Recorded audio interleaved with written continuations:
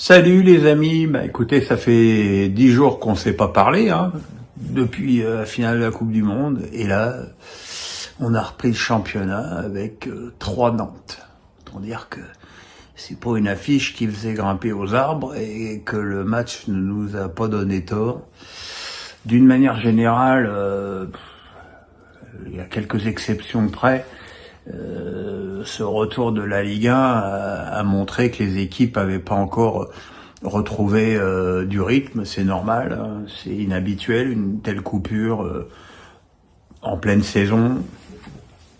Donc 3 Nantes, 0-0, il s'est rien passé.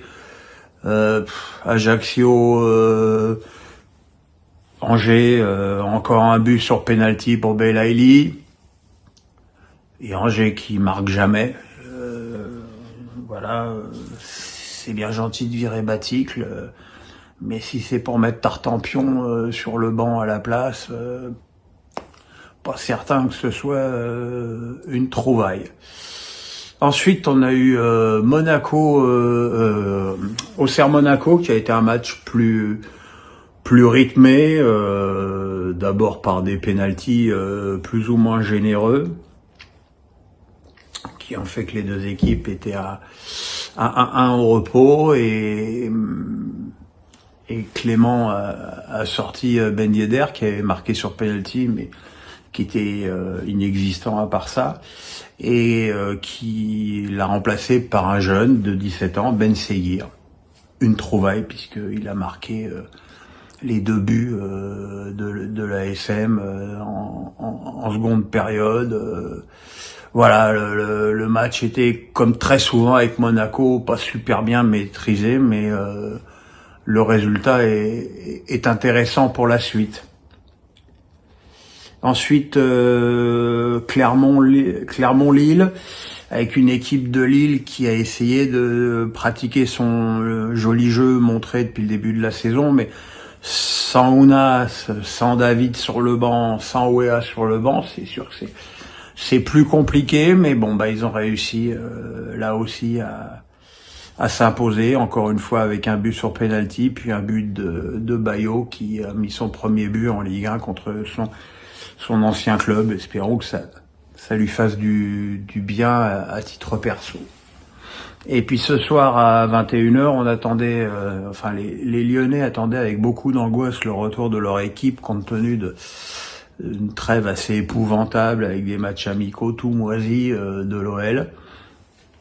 Et puis voilà, divine surprise, victoire 4-2, avec des buts de toute la ligne d'attaque, Lacazette, Cherki, Tété, et une équipe qui a joué enfin en équipe. Pourtant il y avait pas un latéral sur le terrain, ils étaient tous blessés. Blanc avait bricolé une défense, mais au moins cette équipe a trouvé, je dirais, une solidarité qui leur a permis non seulement de prendre 3 points, ce qui est bien, mais aussi de faire du spectacle, de marquer des buts, et je l'espère cette fois de reprendre confiance. Quant à Brest, ils ont eu 1 mois pour trouver un nouvel entraîneur, mais visiblement ça doit être trop dur. Donc ils continuent avec un triumvirat qui là non plus n'a ni queue ni tête. Donc voilà. Et pendant ce temps-là, au Parc des Princes, il s'est passé beaucoup de choses entre le PSG et Strasbourg.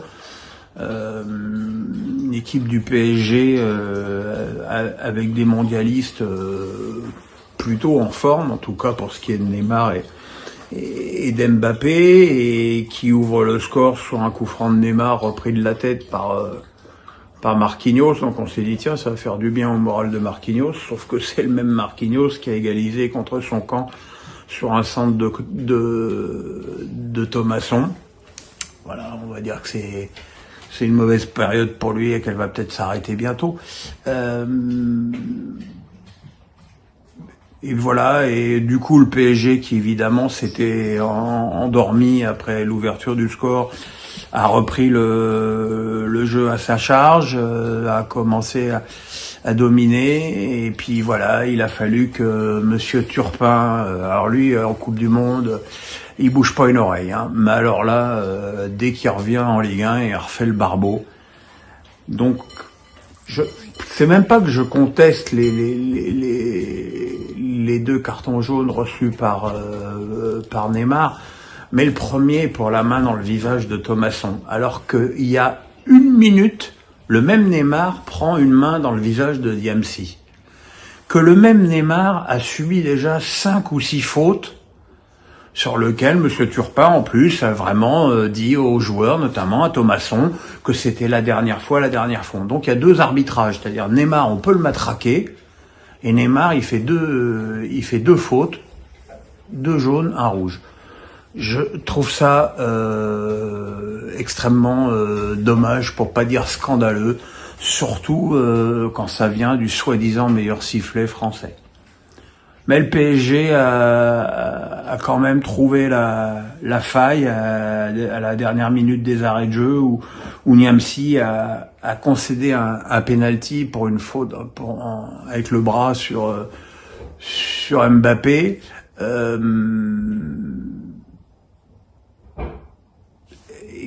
Et Marquinhos avait marqué, mais le but a été refusé et Mbappé a transformé le penalty. Et là, je voudrais bien que les gens se souviennent de la joie d'Mbappé quand on lit toutes les semaines qu'il a demandé ça pour aller au Real et tout. Regardez bien la joie d'Mbappé, regardez bien son investissement dans ce club et fermez vos gueules. À demain.